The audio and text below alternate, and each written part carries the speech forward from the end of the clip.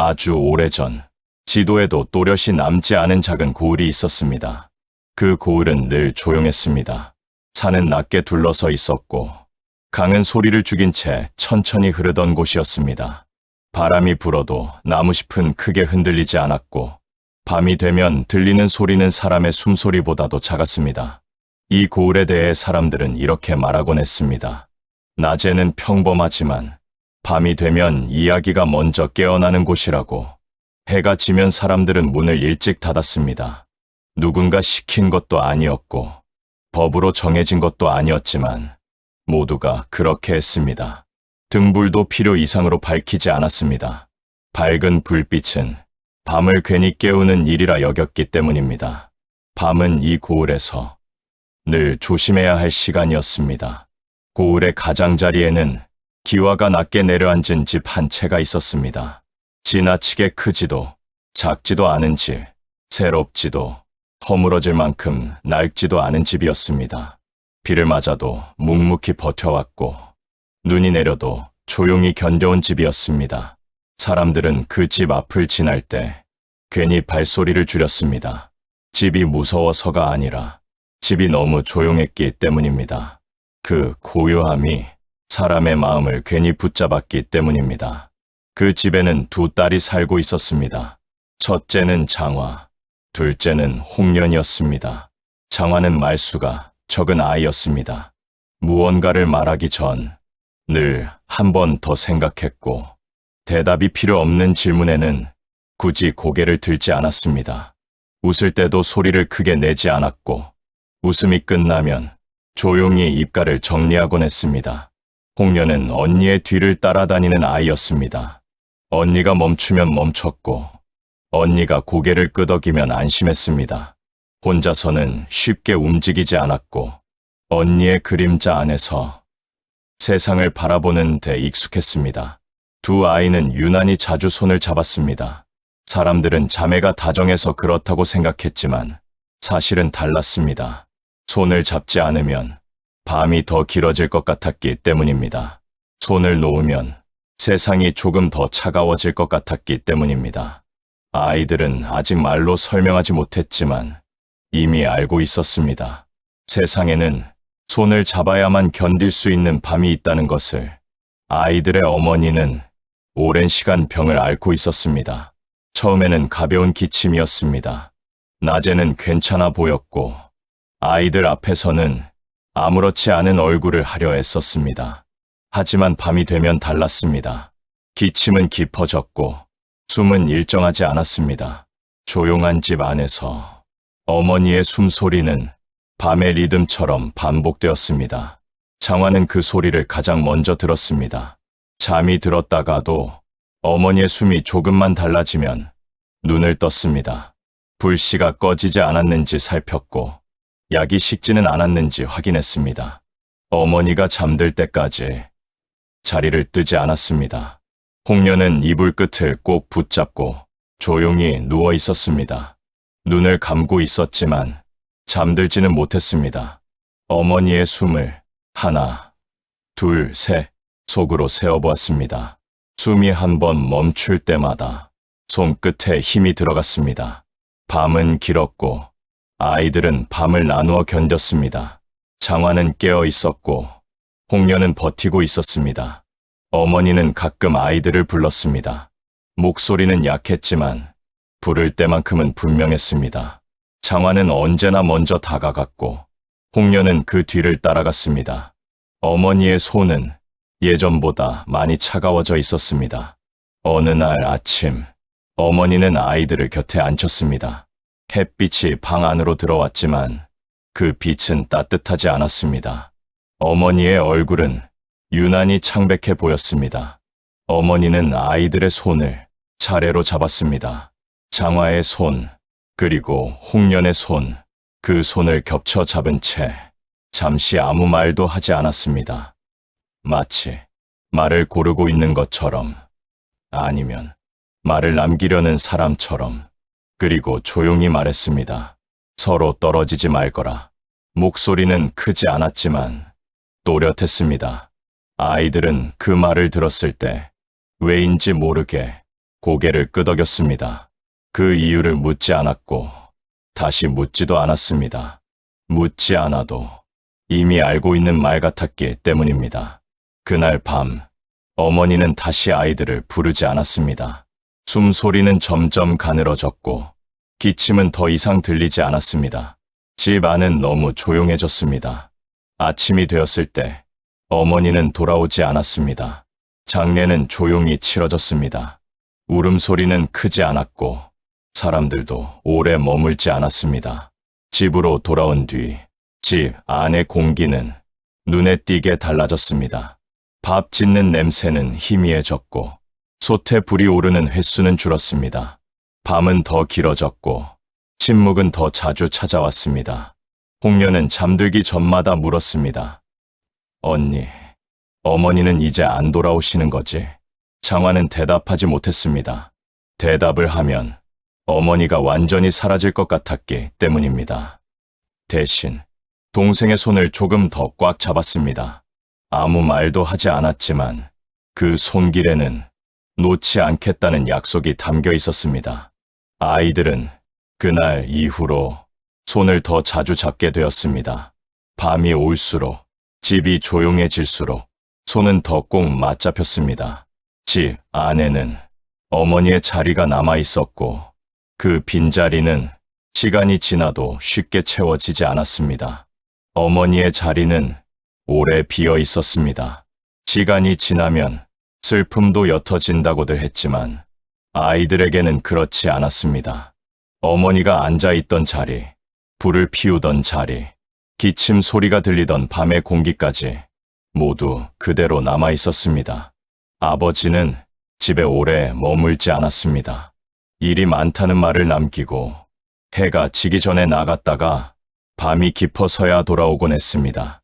집은 점점 아이들만의 공간이 되었습니다. 말소리는 줄었고 발소리도 가벼워졌습니다. 집 안은 사람이 사는 집이라기보다 기다리는 집 같아졌습니다. 그러던 어느 날 아버지는 아이들을 불러 앉혔습니다. 말을 꺼내기까지 오랜 시간이 걸렸습니다. 아버지는 여러 번 입을 열었다 닫았고 아이들은 아무 말 없이 그 모습을 지켜보았습니다. 마침내 아버지는 말했습니다. 집에 새 식구가 오게 될 거라고. 홍련은 무슨 뜻인지 정확히 알지 못했지만 장화는 알아들었습니다. 어머니의 자리가 이제 다른 사람으로 채워질 거라는 뜻이라는 것을. 며칠 뒤 그 여인이 집에 들어왔습니다. 그녀는 고운 옷을 입고 있었고 걸음은 조심스러웠습니다. 문턱을 넘을 때도 아이들 앞에 설 때도 자세를 낮추어 인사했습니다. 말투는 부드러웠고 웃음은 얌전했습니다. 처음 보는 사람에게 부담을 주지 않는 얼굴이었습니다. 사람들은 그녀를 보고 고개를 끄덕였습니다. 아이들에게도 나쁘지 않겠다고 말했습니다. 그러나 아이들은 가장 먼저 느꼈습니다.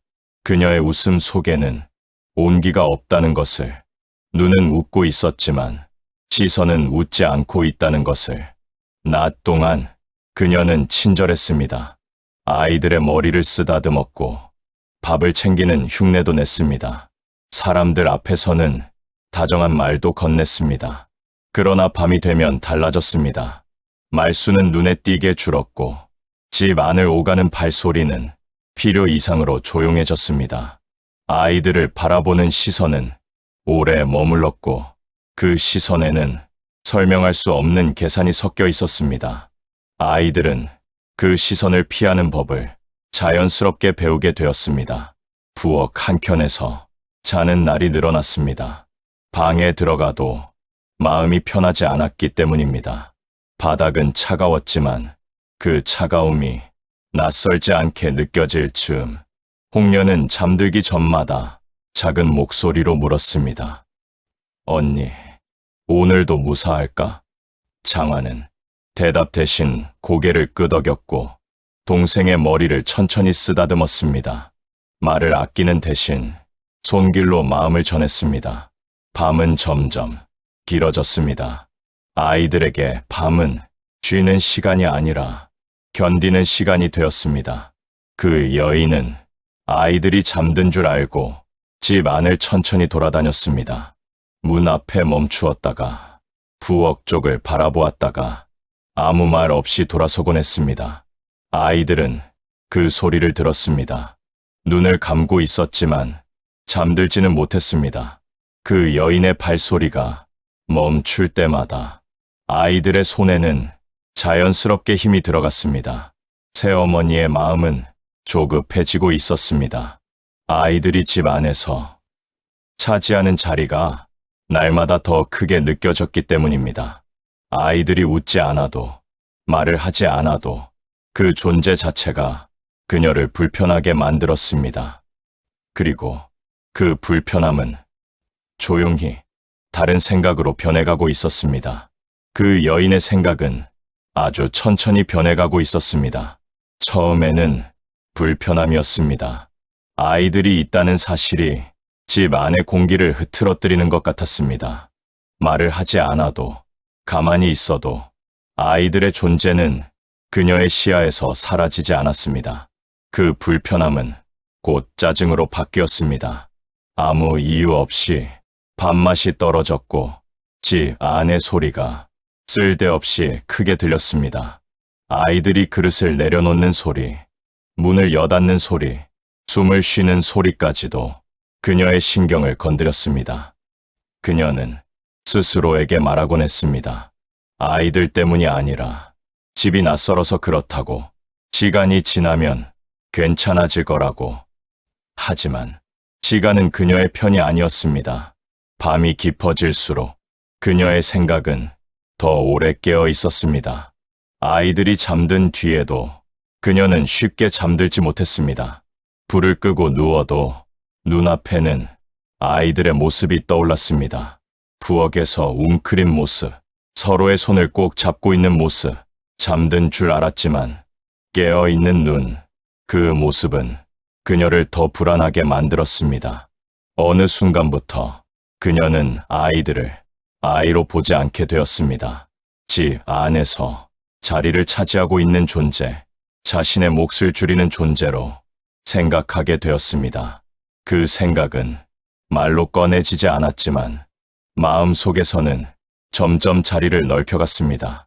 낮에는 여전히 웃음을 지었습니다. 사람들 앞에서는 다정한 얼굴을 유지했습니다. 아이들 앞에서도 필요한 말은 건넸습니다. 그러나 그 웃음은 점점 더 짧아졌고 눈길은 점점 더 차가워졌습니다. 아이들은 그 변화를 말로 표현하지 않았습니다. 말하지 않아도 이미 느끼고 있었기 때문입니다. 장화는 동생보다 먼저 알아챘습니다. 집 안의 공기가 다시 바뀌고 있다는 것을. 홍련은 이유를 알지 못한 채 불안해졌습니다. 밤이 오면 괜히 숨을 깊게 쉬었고 잠들기 전에는 언니의 손을 놓지 않았습니다. 그 여인은 아이들의 그런 모습을 보며 마음을 다잡으려 했습니다. 아직은 아니라고, 지금은 아니라고, 조금만 참으면 모든 것이 제자리를 찾을 거라고. 하지만 그녀의 마음 한켠에는 이미 다른 생각이 자리하고 있었습니다. 아이들이 없어진 집을 상상해보는 일이 점점 잦아졌습니다. 그 상상 속에서 집은 훨씬 조용했고 그녀의 숨소리는 더 크게 들렸습니다. 집 안은 완전히 자신의 것이 되어 있었습니다. 그 생각은 처음에는 스쳐 지나갔지만 점점 머무는 시간이 길어졌습니다. 어느 날 밤, 아이들이 잠든 줄 알았을 때 그녀는 부엌 앞에 서서 오래도록 움직이지 않았습니다. 아이들이 숨 쉬는 소리가 아주 희미하게 들려왔습니다. 그 소리는 그녀의 마음을 이상하게 자극했습니다. 그 순간 그녀는 깨달았습니다. 이 집에서 자신이 가장 견디지 못하는 것이 무엇인지 아이들의 숨소리였습니다. 그 숨소리가 사라진 집을 떠올렸을 때 그녀의 마음은 이상할 만큼 차분해졌습니다. 그리고 그 차분함은 결심과 아주 가까운 것이었습니다. 아직은 아무 일도 일어나지 않았습니다. 아직은 모든 것이 그대로였습니다. 그러나 그날 밤 이후 그 여인의 마음속에서는 이미 돌아올 수 없는 선을 조용히 넘고 있었습니다. 비가 내리기 시작한 것은 해가 완전히 지고 난 뒤였습니다. 처음에는 기와를 두드리는 소리가 아주 작게 들렸습니다. 그러다 시간이 지나자 빗소리는 점점 또렷해졌고 집 안의 모든 소리를 덮어버릴 만큼 커졌습니다.